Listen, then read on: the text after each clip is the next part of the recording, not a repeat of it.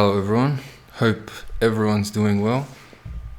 Today we'll be continuing the discussion on the hierarchy of existence.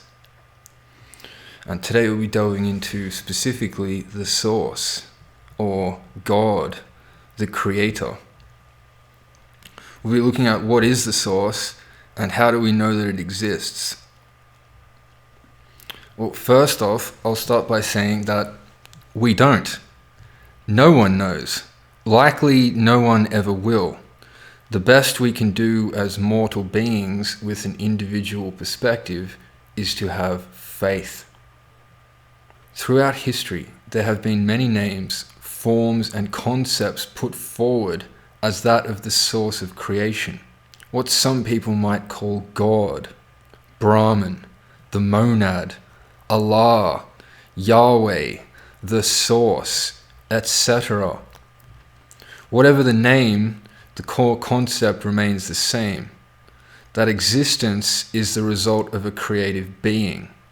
That all is mind, and all began in the mind of the creative being.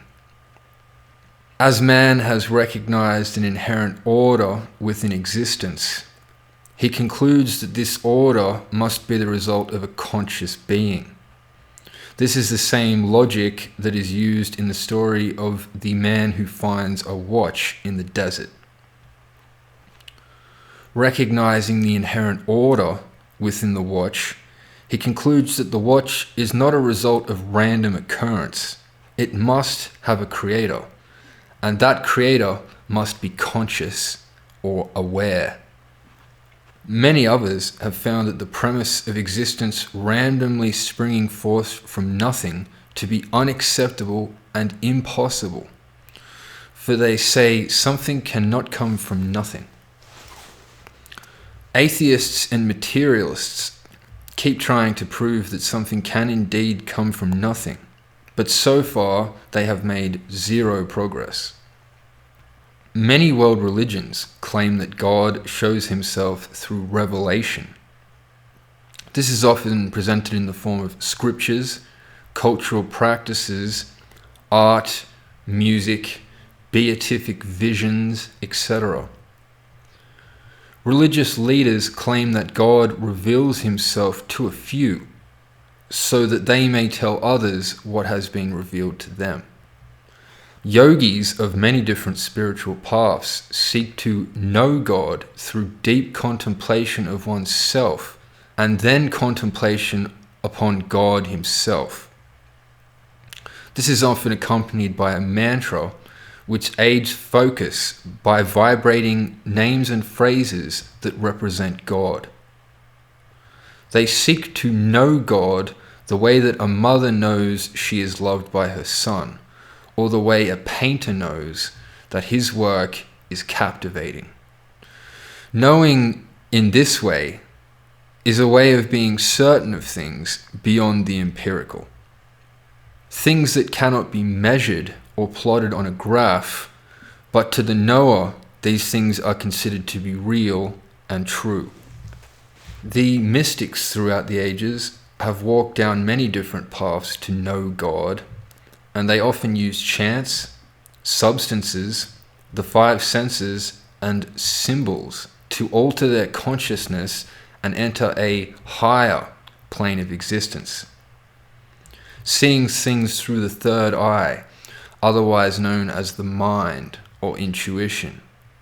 Altering one's consciousness can also affect one's perspective on reality, and truths about existence can be revealed to practitioners in these altered states. This ancient knowledge of knowing God through knowing oneself lines up perfectly with the Hermetic law of correspondence. That which is above corresponds to that which is below. As above, so below. This has been perceived as an inherent law within the universe of creation, of which no exceptions have been found. From the smallest, most basic elements of creation to the most complex forms, such as man himself, there is correspondence.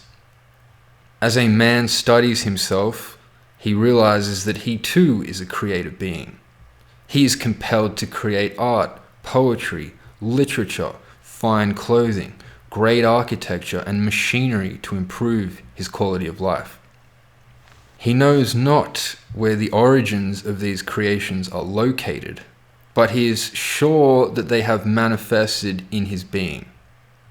From within is the best answer man can come up with to attempt to identify the location of the source of his drive to create.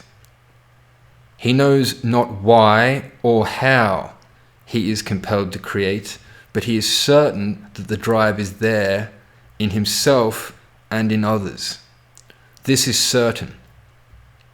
But why is this?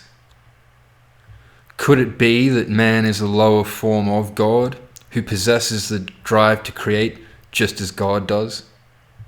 Could it be that God himself does not know why he creates, only that he is compelled to do so through some kind of primal restlessness, just like a man?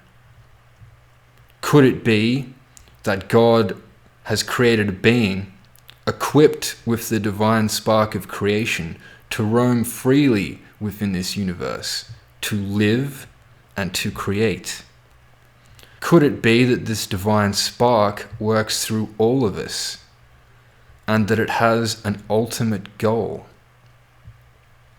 That both man and God have the same ultimate goals, that being the perfection of creation.